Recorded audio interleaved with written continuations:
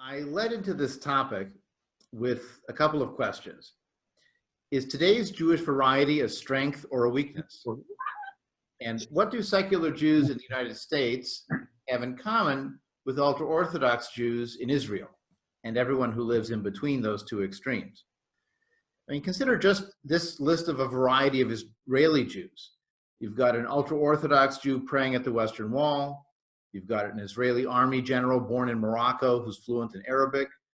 You've got a nanotechnology entrepreneur texting on an iPhone in Tel Aviv. You've got an Ethiopian Jewish artist living in Tiberias. You've even got a Russian-speaking shopper in Netanya who's looking for pork chops at a Russian-signed butcher shop. And you have an American university professor at the Technion University in Haifa. These are all varieties of Israeli Jews. So now let me share a couple of varieties of American Jews. In my family, my mother's family came from Eastern Europe. They spoke Yiddish. They were on the left end of the political spectrum. They were part of socialist Yiddishist organizations. She grew up at a Yiddish supplementary school, but also went to a Reform temple. My father's family were all from Syria. They were Syrian Mizrahi Eastern Jews. They spoke Arabic at home with his mother and his grandmother. He went to an Orthodox Jewish school after school multiple days a week. When he went to college, he taught at a Reform Sunday school and ultimately left behind most Jewish identity. His first wife was not Jewish, and his family disowned him. And it was only later in life that he got together with my mother and he reconnected with Jewishness in some way. But, you know, American Jews run the spectrum of ideology, practice, ethnic background, geographic origin, even racial and ethnic identity today. So let me give you just 4 examples of Jewish stories. And you could ask yourself, is this person Jewish or not, or maybe, or what would they think? So the first person is Jacob. He's born to a Jewish mother and then is given up for adoption. He's raised in San Francisco. His adoptive father is Mexican-American. His adoptive mother is originally from India. The household is essentially secular, so they really don't practice any other religion. And so Jacob discovers his Jewish heritage when he's around age 25, and his response is, not that interested. A second story, Rachel. Rachel was born in China to Chinese parents. She was adopted by Israeli Jewish parents in America around age 3. She never formally converts to Judaism, but she's fluent in Hebrew. She celebrates a bat mitzvah. She's married under a chuppah. Is Rachel Jewish? Here's Sean. Sean is born to a Jewish father and an Irish Catholic mother. He celebrates home holidays like Christmas and Hanukkah and Easter and Passover, but he does them more culturally. He never attends a religious institution. He doesn't have any formal Jewish education or life cycle ceremonies. He decides to take a Birthright Israel trip when he's in college. He's eligible. And he's told on the trip that he has to choose to be Jewish or something else, and he's not allowed to be both. The fourth story is Sarah. Sarah is born to 2 Jewish parents. She's raised in a Jewish community. She celebrates a bat mitzvah. She decides in college that she's an absolute atheist and wants nothing to do with organized religion or nationalism or separate identities or anything else. She just wants to be human. When she's asked on a survey for her religion, she says, none. And then she's asked in that survey, do you consider yourself Jewish in some other way? And she says, no. Or maybe she says yes. Depends on the day. Maybe she might call herself Jewish. Each of those 4 people, Jacob, Rachel, Sean, and Sarah, might be identified as Jewish by some or rejected by others. And there are many more stories like this. Someone who's born Jewish who begins believing that Jesus was the Messiah and Son of God. Someone who's raised entirely Jewish at a Jewish day school who finds out before their bat mitzvah that they were adopted and has to decide whether they'll do a formal conversion. I actually dated that woman in college before I dated my wife. And she actually chose to have a conversion ceremony before her bat mitzvah because otherwise she couldn't have it at the conservative synagogue where her parents had raised her. Or another case, This was the bride of a wedding couple that I performed. She was born to a Jewish father and a non-Jewish mother. She was raised in a Reformed congregation and continued in that congregation past her bat mitzvah. She went on to Hillel and was told that she's not really Jewish. Now, her mother had converted to Judaism in high school, but because she didn't convert before the child was born, the woman herself, who's now coming to me to get married, would have to convert herself. So here she is in my office. She's actually marrying someone not Jewish, but she wants a rabbi to be part of the ceremony and not co-officiated, just me doing the ceremony. But she's still smarting from that ethnic bouncer who tried to tell her to get lost. Jewish life today is the experience of diverse pluralism. So much so that we can't, and in fact, we shouldn't really anymore talk about what it means to look Jewish anymore. We've covered this in an earlier class. Now, most of these differences I described are background and experience. I haven't even gotten into ideology and beliefs and practice and values or politics or any of the other ways that also divide Jews. You'll sometimes hear the slogan that what unites the Jews are God, Torah, and Israel. And what I found in my experience is nothing divides the Jews as much as God, Torah, and Israel. What do you mean by God? Do you believe in a God? Do you pray to a God? What kind of a God do you believe in? How do you appeal to this God? What does this God want of you? What does the Torah mean to you? Who wrote it and when? How authoritative is it? What counts as Torah? Is it just the written Torah, or does the oral Torah count as authoritative too? And how much of it? And can it change? And Israel, not just the political state of Israel, but who counts as part of Am Yisrael, the people or the family of Israel? You know, these issues can divide us as much as they can unite us. So today we're talking about Jewish diversity. And I wanted to show you a short video that has a few different humanistic rabbis offering their take on the question of, are we one people? I think it provides a variety of perspectives. And actually the last rabbi in this video, whose name is Judith Seid, sent me two videos for this project. One was yes, sort of, and one was no. I included the yes, sort of in this compilation, but I'll tell you what she said in the no one after I'm done with the video.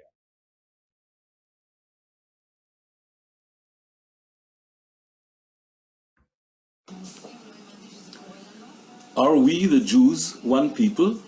Yes, we are. And this people includes everyone who defines himself Jewish, even if others don't.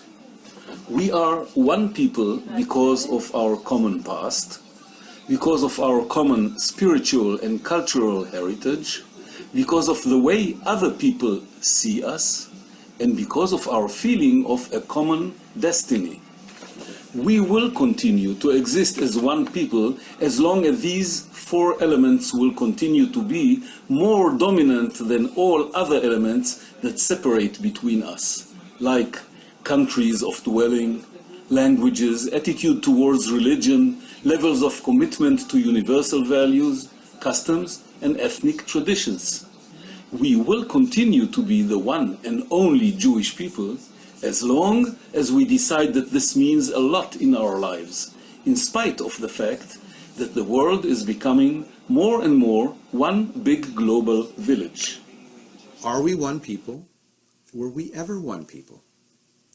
In the biblical legend of leaving Egypt, the Exodus, we were described as an Erev Rav, a mixed multitude. Maccabees battled Jewish Hellenists bitterly and violently. Maimonides' philosophy was burned by traditionalist rabbis. The Hasidic movement was excommunicated by the rabbinic establishment. And both the Misnagdim and the Hasidim rejected the Maskilim, the Enlighteners. A century ago, you had secular Hebrew Zionists battling secular Yiddish-speaking Jewish socialists. You can agree with Ecclesiastes that there is nothing new under the sun. Still, there is a question before that question. What does it mean to be a people? Is a people a closed circle of ethnic purity, a family tree with no breaks, no gaps, no cross-pollination, no transplants? Of course not. A people is a fluid community that defines itself. When our people began, they created unity out of many tribes by imagining a shared ancestor whom they called Father of Many, Avraham. If we claim to be a people when our nation began, how much more so can we claim it today with centuries of common history and language and literature and culture? What do you get when you cross a Canaanite alphabet with Aramaic letters? Hebrew. The Babylonian calendar with the Roman reclining feast? Passover. We may include some people that others would exclude. Counting noses is never an exact science. And we may have more in common with some of our people than we do with others. But they are all in our Jewish family, from heretic to chassid and everything in between. As Yehuda Amichai concludes his marvelous poem, The Jews, once we sang, there is no God like ours, Ein Kelohenu. Now we sing, there is no God of ours, Ein Eloheinu. But we sing. We still sing. Okay. I realized when Rabbi Shalom asked me for the third time to send him a video clip answering the question, are the Jewish people one, that I might have more difficulty with the question itself than with being too busy or not wanting to deal with the technology. I realized when he asked me again that I really am annoyed when unity questions such as this are asked of the Jewish people. Not only do I find it annoying, but I think that they are harmful and counterproductive to the future of the Jewish people. Over the centuries, the Jews have been exposed to many diverse cultures, and I believe that this has led to innovation and change and adaptability, and that has strengthened the Jewish people and created a resilience in them that is not shared by others. So it's that adaptability that is our strength, not that we are one people. What if we asked ourselves different questions, like, what is your experience in being Jewish? Or describe how you connect to your Jewish identity. These questions open us up to different approaches of being Jewish. And it creates connections between human beings when you identify with an experience that someone else has had. It widens the tent and it strengthens the Jewish people. What I've discovered is certainly the Jewish people have a shared history, but it has many different interpretations of it. Are we one people? No. Yes, sort of, and that's good for the Jews in two ways. First, diversity is our strength. If there's one thing we've learned throughout our 3,500-year history, it's that social conditions can turn on a dime. You never know which sort of Jewish life has just what it takes to survive in the new environment. The fact that we are a continuously evolving culture gives us the possibility of bringing forward our cultural treasures while creating new ones in new environments. More important, though, is that because Judaism exists for the sake of the Jewish people, not vice versa, diversity in Jewish life means that there's a Jewish home for every Jew. Nobody's left out. And we get to keep all the most creative and interesting people adding to our culture. So no, we're not exactly one people. Jews are not clones. But we are family. Crazy religious Tante Fruma, ultra-jingoist cousin Ariel, social justice reform Uncle Michael, and our own secular selves. So a nice diversity of perspectives. And I love the fact that Judith Seid also sent in another video disagreeing with herself. And what she said in that video was, no, if you compare me as a secular humanistic Jewish rabbi to an ultra-Orthodox rabbi in Bnei Barak or in Williamsburg, Brooklyn, we don't share a sense of history and what happened in the Jewish past. We don't share a sense of who counts as Jewish. We don't agree on values. We don't agree on what counts as doing Jewish culture. We have nothing in common politically, theologically. So her point is that we're totally different in terms of values, culture, practice, and we don't marry each other. And how do you define a species in nature?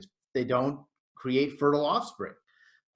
She says Orthodox Jews and secularized Jews have common evolutionary roots, but they're no longer one people.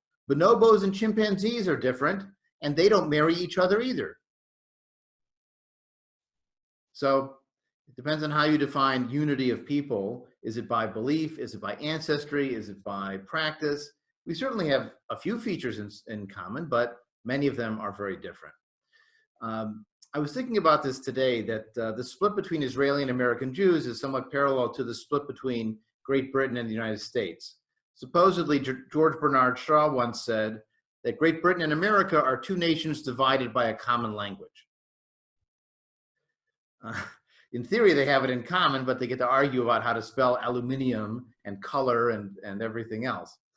And so Israeli and American Jews are two peoples divided by a common heritage. They have similar roots in the diverse Jewish diaspora and in the ancient Jewish settlement in the land of Israel. But the meaning of that heritage and how important it is and definitive is for them is very different. So what I'm going to do now is share with you some statistics from a couple of studies that were done by the Pew Forum on Religion and Public Life. There was a whole series of questions asked of the American Jewish community in 2013, became part of their report called A Portrait of Jewish Americans. And then there was another set of questions they asked in Israel in 2016, often asking similar questions to try to compare the two populations. But the reality was some of the questions just did not work in the other environment. And we'll see some examples of that as well. So they asked both groups, what was the most important long-term problem facing Israel? Only 38% of Israeli Jews said security threats or violence or terrorism, but 66% of American Jews thought that the biggest problem facing Israel was security threats and terrorism. So very different perspective. Whereas almost nobody in the diaspora in America thought that economic problems are serious in Israel, but 39% of Israelis thought that that was the most important problem. They agreed on a more or less comparable level on social, religious or political problems. But notice, look at that disparity of which they said was the most important issue and which they said was an unimportant issue. Radically different perspectives on the same place. Next example, move on to the next picture, hopefully. There we go. The percentage of Jews in each country who say that Israel and an independent Palestinian state can coexist peacefully. 43% of Israelis say yes, but 61% of Americans would like to think that that would be the case. Jewish settlements in the West Bank, do they help Israeli security? Only 17% of American Jews think so, but 42% of Israelis think so. Is the U.S. supportive enough of Israel? Many Israelis think they're not supportive enough, but a majority of American Jews think, yeah, they're supportive enough, and only 31% say they're not supportive enough. Look at the identity on left, center, and right in political ideology. 49% of American Jews identified as liberal, another 29% moderate, only 19% conservative. Sorry, William Crystal. But notice the numbers on the Israeli political spectrum. Fully 92% of the Israeli political spectrum is center or right. And only 8% identifies with the left. Adam? Yeah. Can you maybe, because I think potentially left, center, and right are defined differently in those two societies, so. Well, I think they asked them specifically, they worded that question, do you identify your politics as left, center, or right? Now, it is true that many more people in the center would be in favor of, let's say, a national health service in Israel, because they already have a national health service in Israel. In some ways, the politics are more European when it comes to social welfare questions versus free market capitalism styles. But also left is often associated with the pro-peace movement, the two-state solution, a more secular society. And that's a much smaller perspective in Israel these days. It used to be much larger. And you can see it in the turnout in the Knesset elections. You know, the two largest parties are the right-wing Likud, and the center position was blue and white, which is now broken apart over coalition issues. So it is striking, though, that they would self-identify that way. And you're right that there are some details that are different from the US, but there are some areas where it would be very similarly mapped out to our map. Another example is what it means being a majority. In Israel, the population is 8.4 million people. Israeli Jews are 6.3 million of them. And the percent of Israeli Jews who say most of their close friends are Jewish is 98%. Almost all of them say almost all of their close friends are Jewish. and 98% of them have a Jewish spouse. Whereas in the United States, we are 300 plus million people, and only 6.7 million of those are Jews, and only about a third of us say most of our close friends are Jewish, and a little over half are married, of those married, with a Jewish spouse. Here's a case where the labels just don't work. So in America, people are used to the three major flavors of Judaism: vanilla, chocolate, strawberry. You've got conservative, reform, Orthodox. And the majority of American Jews identified as either conservative or reform. But you use those labels in Israel and it means almost nothing. Only 2% identified as conservative, 3% identified as reform. And the vast majority of those are American Jewish immigrants who kept their labels when they moved to Israel proper. Now, the labels that they use in Israel are very different from the ones we would use here. So this is of Israeli adults as a whole. You've got 19% that are not Jewish, which includes Arabs, both Muslim and Christian, and the Druze, which is a separate population. The balance of that 81% is Jewish, but it's divided into four major groups. 8% are the Haredi or ultra-Orthodox. That's the Black Hat, Williamsburg, Bnei Brak population. Another 10% are what's called Dati. We would call that modern Orthodox, or sometimes Dati Leumi, national religious. They serve in the army, they pay taxes, the men go to work, don't only study in yeshiva, whereas in the Haredi community, it's a different world. About a quarter, 23%, identify as Masorti or traditional. Large numbers of Eastern Mizrahi Jews from Middle Eastern Arabic-speaking countries would fit into this Masorti category or into the more religious categories. They might light candles on Shabbat and then go to a movie on Saturday during the day. They sort of split the difference. They don't go to synagogue every week, but if they go, it's to an Orthodox synagogue. And then 40% of the population self-identify as Chiloni, secular, which doesn't necessarily mean flat-out atheist, humanistic Jew, but it means they don't follow Jewish law as a ritual commandment. They don't recite all the prayers, but if they like candles, they might say the traditional prayers because that's just what you do. And some of them are strict, humanist secular, but some of them are more sort of, traditional-ish, but not very traditional. They might actually be described in America as Reform Jews. This is describing the different compositions. So this chart here more or less reflects that pie chart I showed you before. Slightly different numbers here, but this is, the reason why the numbers are different is this is just talking about Jewish adults. So you notice before Chiloni secular was 40% of all Israel, but it's 49% of those who call themselves Jews. So you take that 80% and divide it that way. But you'll notice that in Israel, 22% of the Jewish population is Orthodox, compared to America, where only 10% of the Jewish population is Orthodox, and 90% is non-Orthodox in some way. 49% calls itself secular in Israel, and 30% in America calls itself no denomination, but the organized denominations of conservative and reform, plus other, which would include us, Reconstructionists, Jewish renewal, those are somewhat larger. But this whole idea of denominational non-orthodoxy is just foreign in Israel. The categories don't map out. It's like we're talking a different language. Here's another example of a divergence between the populations. What's essential to being Jewish? Now, they agree that remembering the Holocaust is an important part of being Jewish. But leading an ethical and moral life, it's about 47% for Israelis, 69% of American Jews says it's crucial. Observing Jewish law for American Jews, only 19% say that's essential, but 35% of Israeli Jews say that's essential. Remember, 22% of them are Haredi, ultra-Orthodox, or modern Orthodox. So for them, of course, they would automatically answer yes. But in America, those numbers are much less. Living in Israel or caring about Israel, is that important? Well, there's some agreement there. Working for justice and equality for American Jews, that seems very important. They think of the American Jewish history and the civil rights movement and Tikkun Olam, but in Israel, it's a much lower number. The same thing for being intellectually curious or for having a good sense of humor. American Jews like to claim that that's part of our Jewishness. In Israel, there is no joking. Well, there is, but it's not a crucial part of being Jewish, at least from their self-definition. In terms of observances, again, this reflects the higher Orthodox proportion, but not only that, because you'll notice even the non-Orthodox populations in Israel are more observant than in the US. So do you attend synagogue weekly or more? In Israel, 27% of the population does. In the US, only 11% do. But among the non-Orthodox, twice as high a proportion will go weekly or more. Is religion important in your lives?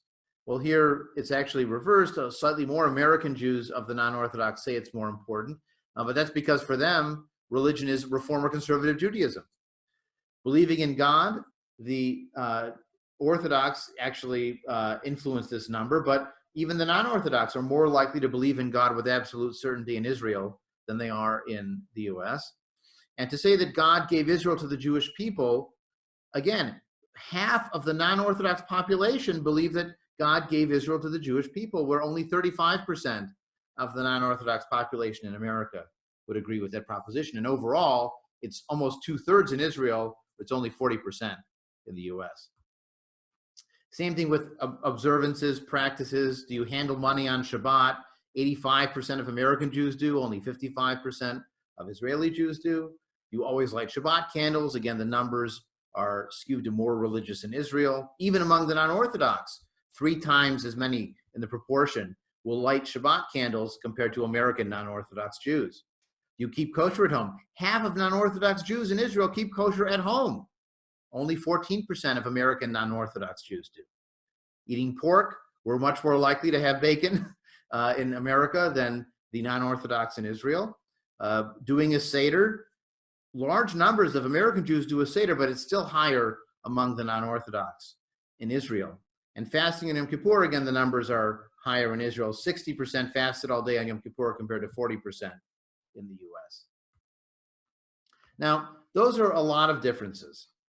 And you can see why arguments about politics, about war and peace, Israeli security, the peace process, but also who is a Jew, what counts as Judaism, which rabbis should be recognized, which congregations should get government funding in Israel, like Orthodox congregations do. All of those debates have this flavor of talking about the same things with very different vocabulary and very different assumptions behind them.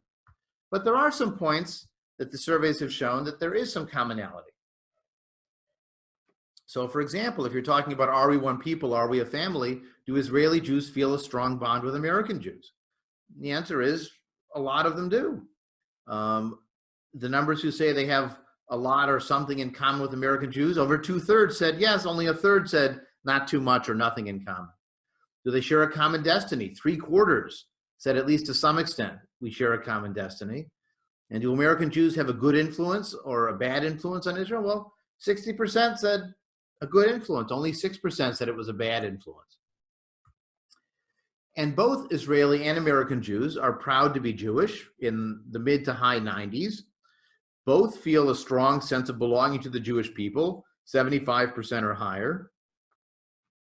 And both feel that they have a responsibility to take care of Jews in need. Although actually the numbers are higher in the US than in Israel, which is an interesting split in that population. And when you ask them the question, what does it mean to be Jewish? They also come out with very interesting similar answers. So among all Israeli Jews, if you ask them, is being Jewish a matter of religion? Is it a matter of ancestry? Is it a matter of culture? Or is it a matter of religion, ancestry, and culture altogether? Overall, you get about 22% of Israeli Jews saying it's primarily religion. 55% say ancestry, culture. 23% say it's a mix of religion and ancestry and culture.